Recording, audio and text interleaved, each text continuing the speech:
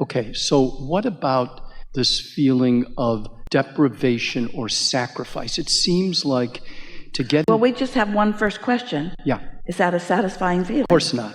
Of course it But isn't. it seems like, especially like around money maybe, that to get into balance... But you're missing the whole point of what we are wanting you to understand. Of course, all of those feelings you have, and they're legitimate feelings, and of course you have them, and momentum is taking them there. But you can't get to where you want to be by addressing those feelings. You just can't get there. You can just poke around. We could write 400 processes around those feelings, and you just pretty much stay right there. Ask your question again. Okay, so the question is, how do you find balance without, and around, let's say financially, for example, without feeling that you have to deprive yourself or experience struggle or effort? First of all, feeling like you have to deprive yourself is as far out of balance as not feeling like you have enough money. Satisfied, and then there's deprivation. Satisfied, and then there's sacrifice. None of that works. Now ask another question. Well, how do I not feel those feelings? Well, take a nap, and when you wake up, try to think a thought that doesn't feel like that. Use the power of your mind, use the discipline of your mind to reach for satisfaction instead of going into those lazy thoughts that you've thought your whole life. But don't do it the hard way, do it the easy way. Do it from here, not from here. That really is the key, because all of your questions are coming from way over here. How do I get to where I want to be from way over here? And we say, well, you can do it, but it's harder. Mm-hmm. Yeah, because it seems to me like getting in balance. Okay, this is it. So we have a game.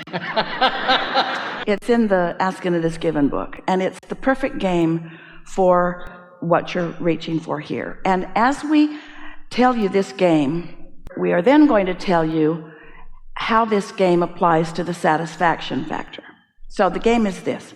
I acknowledge that I'm out of balance, and I'm worried about money, and I'm also frustrated because there's so much I want to do that I can't do. So I feel bound by my inability to get more money, and I'm mad at myself a little bit, and mostly I just don't understand, and therefore I'm frustrated. And so I'm sort of even mad at Abraham, who acts like I can do anything I want, and I haven't been doing what I want. So there's where I sit. So here's the game. Get a columnar pad, as many columns as you need. Esther started with one that had 24 columns on it. Great big columnar pad. And so we asked Esther and the friend that she was counseling financially at the time, make an assessment of where you stand financially. And so we asked the question, what is the payment that you make that is the biggest every month? And this person said house payment. So I had them write house payment and wrote what the amount of the payment was. What's next? Car payment. What's next? Insurance payment. What's next? Credit card payment. What's next? Credit card payment. What's next? Credit card payment. What's next? Credit card payment. What's next? Credit card payment. What's next? Credit card payment. What's next? Credit card payment. What's next? Credit card payment. What's next? Utility. What's next? Water. What's next? Telephone. What's next? And so they pretty much filled up 24 columns on the columnar pad. And then we said, write this statement across the top. These are my commitments to the financial world. I've made these commitments, and I intend to do my best to make all of these payments every month, and in some cases do twice as much as I said I would. So we said, write that, and they did. And then we said, what is on the far right column? What's the smallest column? It was a bicycle that they had purchased from Montgomery Ward, and the bicycle payment was $14 a month. So we said, do you think that you could pay all of these? And they said, no, I can't pay them all. We said, can you pay the minimum payments on all of them? They said, no. And we said, which one of these would cause you the least trouble if you didn't pay it? And they said, that credit card and that credit card and that credit card, because they seem to like me to get my balance high. So they'll just charge me extra interest, but no terrible repercussion will come. So he said, all right. We would encourage you to write 2 checks to Montgomery Ward, make 2 bicycle payments. And they said, that seems weird. Why would I do that when I can't do that? And we said, because you can't do that anyway. But you can find $14 over there. So just do it. And when you do it, say to yourself, I did twice as much as I said I would. And then we said, way back then, feel the satisfaction of that. I did twice as much as I said I would. And we said, play this game and watch what happens. So they played the game, and here's what happened. A little more money came. They made a little more payments.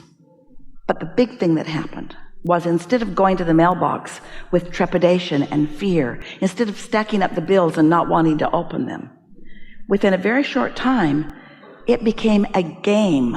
It became a game of satisfaction. It became a game of looking forward to what was coming, to see what I could do with this game. Feelings of deprivation were nowhere around. Instead, a feeling of accomplishing or playing successfully this game took the place. And so many people at that time began playing that game. It was 10 years ago. Began playing that game and began receiving the feeling of satisfaction from it. And little did they know that a feeling of satisfaction is the key to opening the door. Because when you feel satisfied because you've done something so silly seeming as making 2 bicycle payments when there were other payments that you were having a hard, who knew that that feeling of satisfaction would then open the door and make you then more receptive, have better timing, be in the right place at the right time.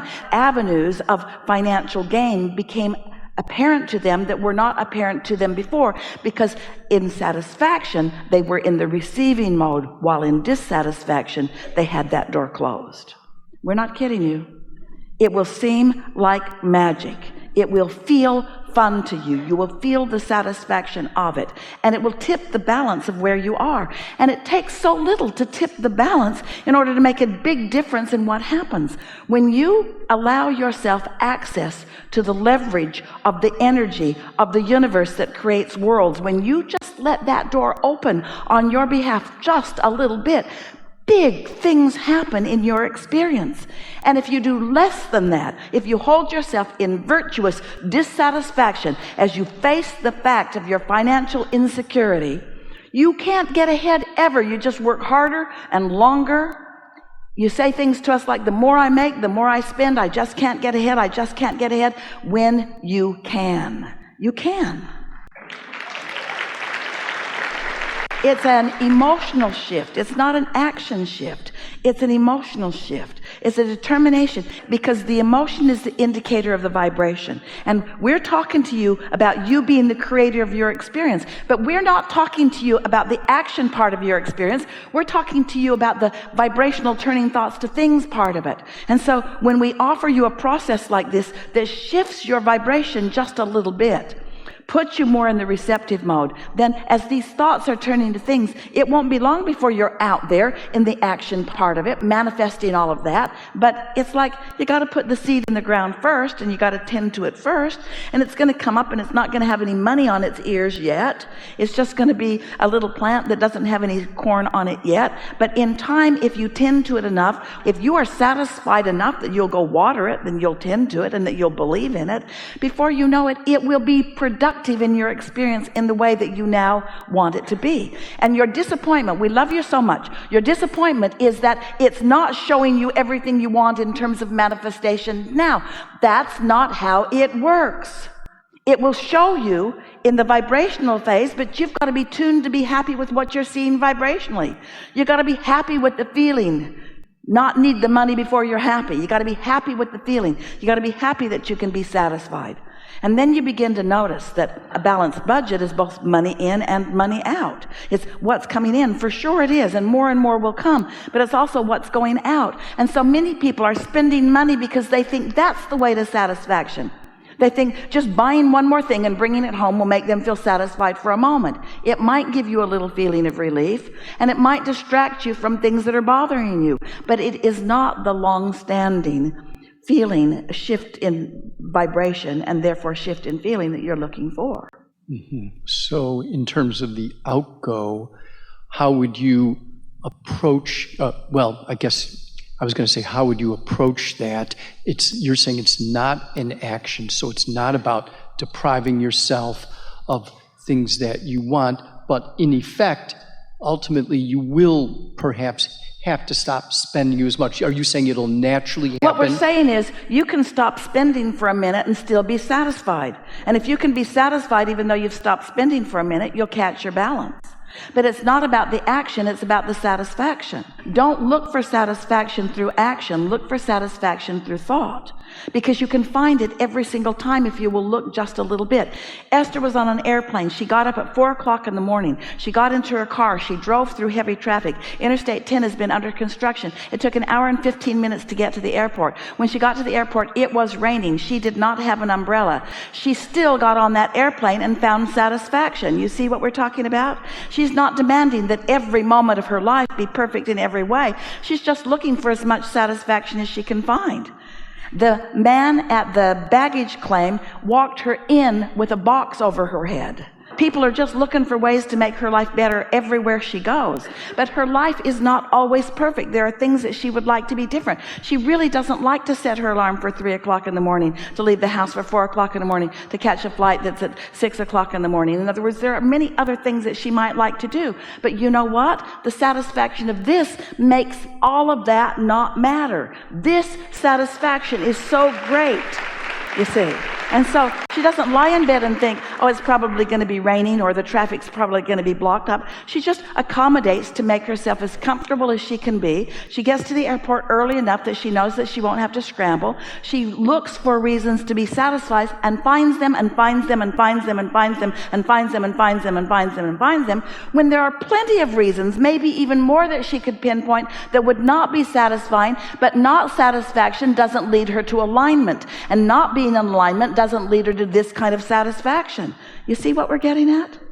You just have to decide that it's all up to you. The way you feel is all up to you, and that you can find satisfaction, and then it will lead to more and more and more and more and more. People watch Esther and they think, well, of course you're satisfied. You're wealthy. Esther is wealthy. Of course you're satisfied. You're wealthy. Of course you can fly first class. And if Esther really wanted to go toe-to-toe with you in your dissatisfied analogy, she would say, I still had to get up and make the flight. I still had to find a way to get to the airport. I'm just not magically appearing at the airport yet. I haven't been that satisfied. But who cares where you are if you're satisfied while you're going? Who cares what you're doing or who you're doing it with if you've mastered the art of satisfaction? Wouldn't you love to not need to make demands of the world that it will never make to you? Wouldn't you just like to be satisfied without needing your government or anybody to be different than it is in order for you to feel well-being? Aren't you looking for that? Don't you want to love your kids while they're finding their way? Don't you want to feel satisfied even though they won't do what you think they need to do in order for them to live the productive life that you've chosen for them? Satisfaction is every single thing you want, no matter what it is. A material object, a pile of money, a relationship, everything that you want is because you believe you will feel better in the having of it. And we are here to say to you, you've got to find a way to feel better in the not having of it before it can come. You've got to find a way to feel satisfied. Otherwise, the big stuff will never come to you. It will just be the mediocre stuff that other people who are playing the game of mediocrity are getting. It'll just be who's the biggest, who's the meanest, who can shove the hardest, who can push the most, who can drag the biggest pile over to their place. And we promise you, not one of them stands with any real satisfaction. They've just got the bigger pile. But when you get your feet out of the action world and you get your feet into the leveraged world of alignment, when you start acting in accordance to the way your emotions are guiding you, when you start leaning in the direction of your inner being who is always satisfied, when you find mutuality with your inner being who is satisfied, and you feel that thrill of satisfaction pouring through you, even if there's not yet any evidence of it, and you can just feel the universe at your back, in your court, assisting you, feeding thoughts to you, giving you ideas of timing. That feeling of satisfaction will grow just from mild satisfaction to the ecstasy of being the creator of your own reality, of being in control of your own destiny, of being the uplifter that you were born to be, of feeling no shortage of any kind because you're not shortage consciousness oriented anymore. Leave that for the humans that are squabbling over the spoils, and you line up with the energy that creates worlds and feel the fullness of who you are. And then in time, we'll have another conversation a year from now. In time, you'll say, it was never about the money. It was always about the way I feel. But now I've got so much money, I don't know what to do with it. It was never about the money, but boy, is the money everywhere around me. It was always about the satisfaction.